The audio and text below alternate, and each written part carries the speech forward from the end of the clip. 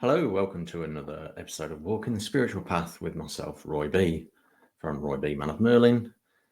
I'll just get straight into it. Please like and subscribe as well, and hit the notification bell so that you're informed of when other videos are going out. So yeah, I was aiming to do this as a weekly thing, and then the great thing with the spiritual path is that you have an intention to do one thing, and then life and your mission and your path takes you somewhere else. Not necessarily off your path, but more just in a different direction, or the direction you probably meant to go. It's all about going with the flow. And I think I'd reached to 18, the Navy journey, the spiritual journey, things starting to get more real when you turn an adult. One thing I've learned with my own son is when you become an adult, or when your children become an adult, their journey, you're no longer the custodian of their journey. You did all that you could to guide them into adulthood, and then after that, their spiritual journey and their adult journey becomes theirs. You're still there to guide them, and you can give them the benefit of your advice and the wisdom of your journey, whether you felt you did it right or wrong or not. But ultimately, you find out that they'll do their own thing in their own way, because their internal energy, their internal teaching, their inner tuition is their guide now. That's their driving force. That's their driving energy. So for those of you that haven't even realized that that's what's driving you, that's a really, really key message for the spiritual journey, in that this inner energy just compels you to do the things that you've chosen to do before you came down here. Some people use the term soul contract, life mission, life purpose. There's many different iterations of that. And for me, that really started, that inner drum really started to beat once I'd left the Navy. I'd done my journey. I'd traveled around the world, connecting to parts of the world where I've lived previously in past lives. And I feel that was more, when we do that, I feel it's more an upload. So we get spiritual downloads, that information of energy, that inner knowing that just seems to drop out of nowhere. But also that when we're in parts of the world where we've had previous lives where the teachings are relevant again, we'll end up going there, moving there, traveling there. And then when our feet are on the ground, that energy comes up from the earth. The Mother Earth holds this resonance of all lives, of all times, as a memory. She's almost like a giant memory bank that we can upload from to remind us of a life lesson. So life lessons can often span many lives. It's not just a singular life thing. And for whatever reason, we might need different people, different times, different resources to create the fullness of that life lesson. It's a very profound thing. So for whatever purpose, my time to serve, my reminder of doing the military thing, and I left, and then I continued back into the civilian world, which was a big transition. It was a challenge, even though I'd done the civilian world before the military stuff, and then coming out again, it was still an interesting transition. And as much as I felt I was pretty good at going with the flow, it was a challenge, because I spent quite a few years where everything's done for you. If you wanted something, you could just go and ask, and it was provided pretty much. I feel like I'm actually more talking about the walk in the physical realm on this particular one. I've just done my weekly lives, which is a Tuesday morning thing, and I thought I'd jump straight away and get into this third one that I'd planned on doing last week and is now getting done this week. And I'm being drawn to the word born. So it was almost like I'd been reborn into society again with new eyes. The spiritual journey really started to come to the fore. I found that, when I met new people, almost within a couple of weeks of meeting new people, they would introduce me to a friend of theirs that just turned out to be a psychic or a psychic medium or something in that field. And it's as though the universe was just putting these people in front of me, remind me, going, right, you've done the really in-depth physical realm of the military. Now we're going to really remind you who you're. Yeah, so a bit of a pause there. Sometimes you have to take things in the flow, so I had to quickly pause there to take a call. But so yeah, I was talking about, like, the physical world that we walk is very intrinsically locked to the spiritual realm as well. One's teaching the other, and vice versa. So hitting the mid-20s, well, coming into for a guy, probably the height of the pomp of your life, I suppose. I started martial arts at a deeper level again, which is in itself is a spiritual journey, taking opportunities that were presented, and again that intuitive drum beating louder and louder, and coming across more and more psychics, and it's as though the universe was saying, like, this is who you are. So we're really starting to strongly remind you, and we want you to start delving in deeper to it. And again, as going for readings, and they were still saying you're not using your gifts enough. And I was like, well, can someone please tell me what they are? I was looking for guidance from physical world, so I could hear someone's voice and point it out. And a lot of them were going, well, you got to figure it out yourself. And I was like, okay, well, that's a bit harsh. And, and this was sort of 90s, 70s, mid-90s this was, and I'm still trying to reintegrate into normal world society when the universe said, well, we got you out of it, so we don't want you to fully integrate back into it.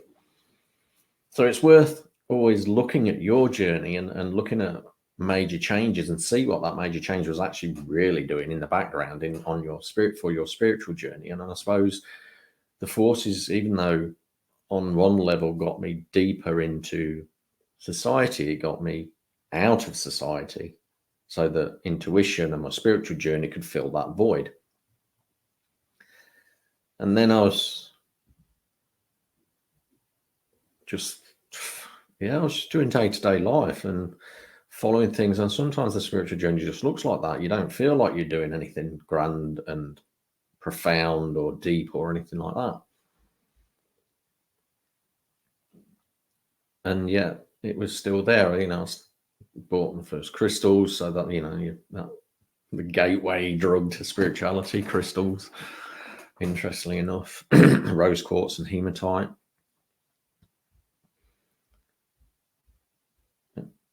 And that was the first time I'd ever gone into a shop like that.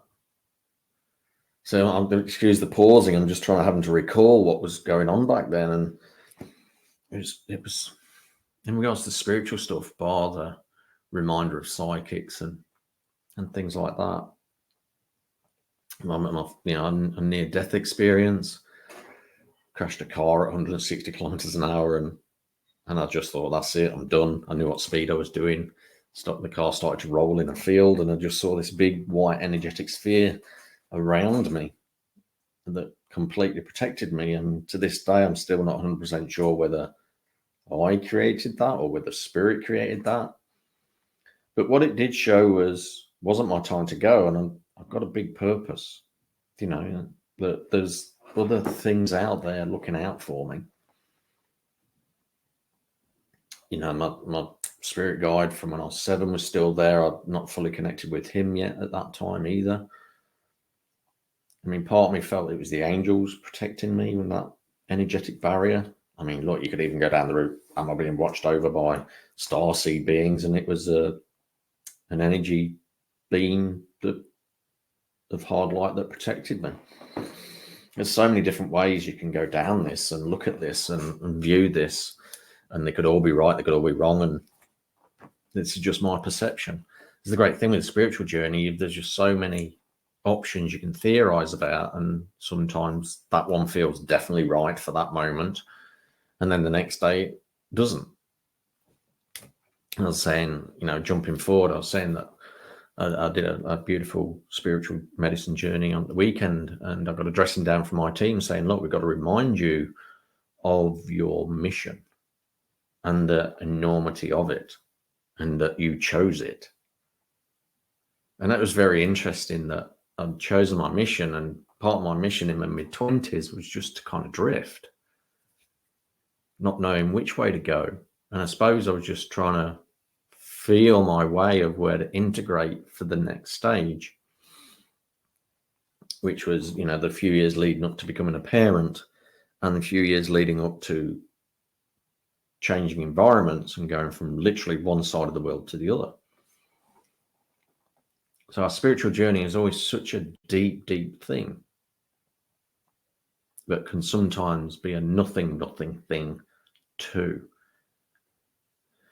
It's rarely tangible, it's rarely touchable, but it's all about feelings and faith and trust. And during that period in my 20s, that's probably what I was learning, was faith and trust. That you just like this in the dark, feeling your way through life, going with the flow, enjoying life too, building friendships and relationships and clearing old stuff and heartache and dramas, and just really learning about life, which is probably teaching me, because I'm a mentor now and a coach, a life coach, and a spiritual counselor. It was giving me those skills. I was learning skills.